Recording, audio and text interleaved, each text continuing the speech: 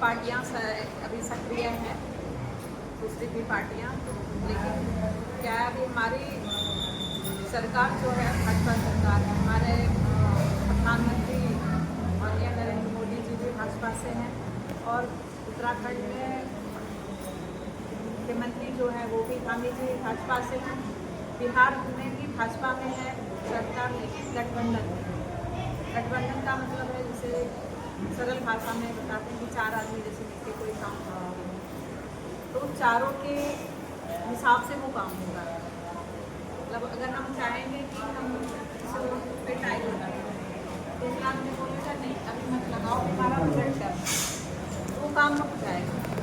लेकिन जब सिर्फ एक आदमी मालिक होता है तो अगर उसका मन होगा रोड पे टाइल भी पत्थर लगाए, देख के बेटा गिरा क्या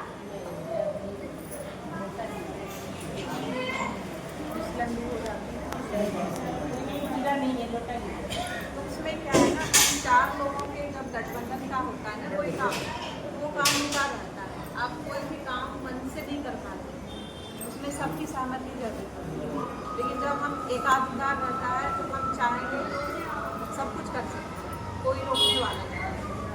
तो अभी जैसे उत्तराखंड में गांधी जी की सरकार है बिना कोई गठबंधन, तो वो जाना चाहते हैं हरिद्वार में हमें आज रोड का उद्घाटन करना है, आज लाइट लगानी है, आज मंदिर बनाना है, आज कुछ भी निर्माण करना है तो हम कर सकते हैं। आज हमें आवास योजना यहाँ पे लागू करना है तो हम कर सकते हैं। लेकिन अगर जैसे बिहार में इनके विकास नहीं हो पा रहा, तो नहीं हो पा रहा है क्योंकि वहाँ पे चार पार्टियाँ मिलकर के सरकार बनाई।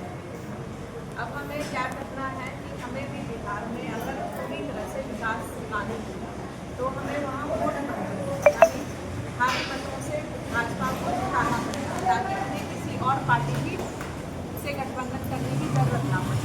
तो इसके लिए हमें क्या करना है, वहाँ पे पूर्ण बहुमत की सरकार इसलिए नहीं बन पाई है आज तक क्योंकि अधिकांश लोग जो हैं वो लोग अपने रोजी रोजगार के चक्कर में बाहर निकल गए हैं। सभी लोग जो लोग लोकल लोग हैं वहाँ पे जो रह रहे हैं उन पे वहाँ के लोकल प्रतिनिधियों का दबाव रहता है, बहुत सारी चीज़ें होती है, वो लोग उसमें ज़्यादा अपनी राय खुल के नहीं दे पाते। जाति समीकरण होता है कि भाई जाति भाई लोग अपना को भाई देते हैं, हमारे भाई बंधु हमारे पार्टी हो, तो इस तरह से होता है।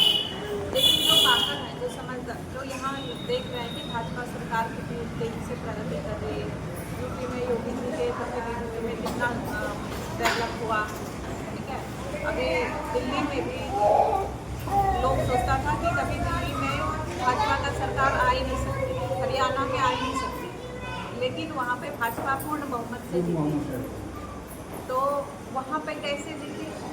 लोग कह रहे थे कि एक तरफा जीत होगा कांग्रेस का या एक तरफा जीत होगा आम आदमी पार्टी का, लेकिन वहाँ पे जब रिजल्ट आया तो पता चला कि भाजपा लीड कर रही है और भाजपा की सरकार। ये कैसे बहुत तो ये कैसे संभव होगा? ये सब एक राजनीति के तहत एक रणनीति तय की गई। ये माननीय मोदी जी के नेतृत्व में एक रणनीति बनाई गई कि यहाँ पे जहाँ भाजपा का सरकार नहीं थी वहाँ पे कैसे उनको जीत हासिल कराई जाए, क्या कमियाँ रह रही है जिससे कि वहाँ पे भाजपा का सरकार नहीं बन पा रही है। तो पता चला कि देखो जो प्रवासी लोग हैं वो लोग खुल करके अपने मत नहीं दे पाते हैं, जिसके वजह से नहीं सरकार बनती। और बिहार जो है, चुप हो जा बाबू, चुप हो जा,